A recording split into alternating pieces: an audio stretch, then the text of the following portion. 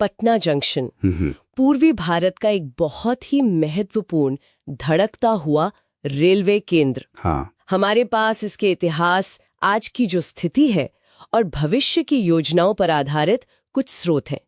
Mission बस ये समझना है कि ये सिर्फ एक स्टेशन क्यों नहीं है, बल्कि अपने आप में एक पूरी कहानी है। सही।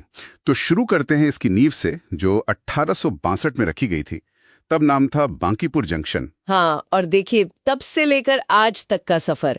आज ये भारत के सबसे व्यस्त स्टेशनों में से एक है। जरा सोचिए, रोजाना करीब 3 से 4 लाख यात्री और 300 से भी ज्यादा ट्रेनें यहाँ से गुजरती हैं या शुरू होती हैं। 300 ट्रेनें? बाप रे। हाँ, तो ये आंकड़े ही काफी हैं बताने के लिए कि ये कोई आम स्टेशन नहीं है। चलिए इसके सफर को थोड़ा और करीब से देखते हैं, है ना? बिल्कुल।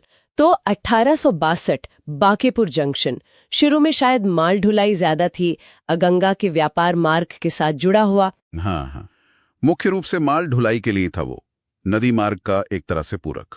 और एक दिलचस्प बात ये भी है कि महात्मा गांधी भी 1917 में यही मतलब बांकीपुर जंक्शन पर ही उतरे थे।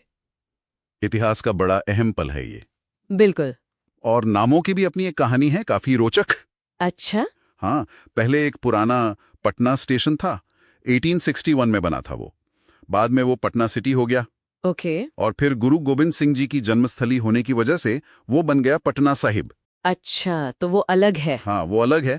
जो आज का पटना जंक्शन है वो असल में 1939 में बना, खास तौर पर इसलिए कि गया लाइन को मेन नेटवर्क से जोड़ा जा सके। समझ गई। तो मतलब जरूरत के हिसाब से नेटवर्क बढ़ता गया और स्टेशन बनते गए। बिल्कुल, यही दिखाता है कि कैसे रेलवे नेटवर्क विकसित हुआ। और आज तो ये बहुत विशाल हो गया है। 10 प्लेटफॉर्म, 15 ट्रैक, ये तो बहुत बड़ा स्केल है। हाँ, काफी बड़ा। और ये दिल्ली हावड़ा मेन लाइन पर है और इसे NSG-1 श्रेणी का दर्जा मिला है।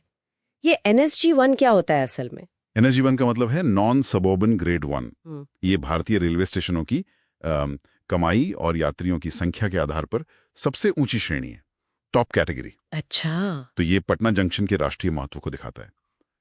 और जाहिर है इतने बड़े पैमाने पर फिर सुविधाएं भी चाहिए होती हैं। हाँ बिल्कुल। क्या क्या है अभी वहाँ? वेटिंग रूम है, वाईफाई है, खाने पीने के स्टॉल हैं, एस्केलेटर, लिफ्ट लगी हैं, दिव्यांगों के लिए भी खास सुविधाएं हैं और एक एग्जीक्यूटिव लाउंज भी है। और एक चीज जो थोड़ी अलग है वो ये कि यात्री अब प्लेटफॉर्म पर घूमते टीटी से भी टिकट खरीद सकते हैं। अरे, ये तो बड़ी अनोखी पहल है। मतलब लाइन में लगने की जरूरत नहीं। हाँ, कुछ हद तक। लेकिन सोचिए, रोज 3-4 लाख लोग। हाँ, वही मैं सोच रही थी। सफाई और व्यवस्था बनाए रखना तो पहाड़ जैसा काम होगा फिर। चुनौती तो है, इसमें कोई शक नहीं, बहुत बड़ी चुनौती है। हालांकि वहां मशीनों से सफाई की व्यवस्था है, लेकिन इतने सारे लोगों की आवाजाही को संभालना हमेशा मुश्किल होता है। सही बात है। और यहीं पर फिर कनेक्टिविटी और जो भविष्य की योजनाएं हैं वो महत्वपूर्ण हो जाती हैं। हाँ, कनेक्टिविटी की बात करें तो ये लंबी दूरी की ट्रेनें जैसे दिल्ली, कोलकाता, बम्बई, हाँ, और लोकल सेवाएं भी गया, आरा वगैरह के लिए दोनों का हब है। बिल्कुल। और मुझे याद है, पढ़ा था कि भारत की पहली जनता एक्सप्रेस भी यहीं से शुरू हुई थी, पटना दिल्ली 1948 में। सही कहा, बिल्कुल। लेकिन जो बात इसे आज और भी खास बना रही है वो है इसका इंटरमॉडल इंटीग्रेशन। इंटरमॉडल इंटीग्रेशन मतलब अलग अलग तरह के ट्रांसपोर्ट का जुड़ाव। स्टेशन के पास ही एक नया मल्टी मॉडल हब बना है। अच्छा। वहां बसें वगैरह आती हैं, पार्किंग की सुविधा है, सब एक जगह। और सबसे अच्छी बात, ये हब सीधे स्टेशन से जुड़ा है। कैसे? बिहार के पहले भूमिगत एयर कंडीशनड सबवे के जरिए। अरे वाह, मतलब ट्रेन से उतरो, सीधे सबवे में जाओ और बस पकड़ लो। ये तो कमाल का है। हाँ बिल्कुल। और ये यही नहीं रुकता, यही सबवे आगे जाकर पटना मेट्रो से भी जुड़ेगा। मेट्रो से भी? हाँ, जहां रेड और ब्लू लाइन का इंटरचेंज स्टेशन बनेगा उससे ये कनेक्ट होगा। और हवाई अड्डा भी ज्यादा दूर नहीं है, करीब 5 किलोमीटर ही होगा। तो ये सब मिलकर पटना जंक्शन को सिर्फ एक रेलवे स्टेशन नहीं बल्कि पूरे शहर के ट्रांसपोर्ट नेटवर्क का एक आप कह सकते हैं सेंट्रल पॉइंट बना रहे हैं। हाँ, एक नर्व सेंटर जैसा। स्मार्ट सिटी योजना का हिस्सा लगता है ये सब। बिल्कुल, ये उसी विजन का हिस्सा है।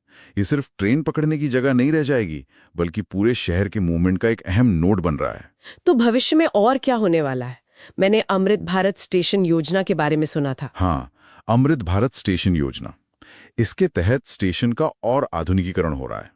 करीब 50 करोड़ रुपए का बजट है इसके लिए। 50 करोड़? क्या होगा इसमें? लक्ष्य है स्टेशनों को वर्ल्ड क्लास सुविधाओं से लैस करना, यात्रियों का अनुभव बेहतर हो, 5G कनेक्टिविटी जैसी चीजें हों, ये सब।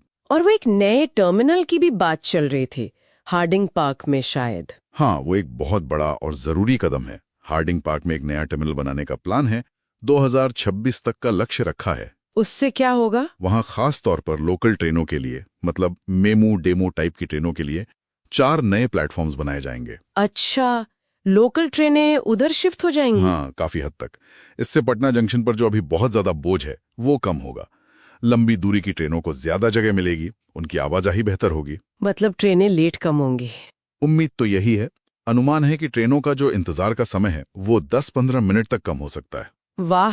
तो ये दिखाता है कि रेलवे अब ट्रैफिक को संभालने के लिए सेवाओं को थोड़ा बांट रहा है रणनीतिक रूप से, ताकि पूरी व्यवस्था ज्यादा कुशल बन सके। तो कुल मिलाकर पटना जंक्शन की कहानी सिर्फ एक रेलवे स्टेशन की नहीं है, ये एक ऐतिहासिक धरोहर है जो लगातार खुद को बदल रही है ना? बिल्कुल। एक आधुनिक इंटीग्रेटेड ट्रांसपोर्ट हब बनने की तरफ बढ़ रही है, जो न सिर्फ पटना बल्कि मुझे लगता है पूरे पूर्वी भारत के लिए बहुत अहमियत रखता है। निश्चित रूप से।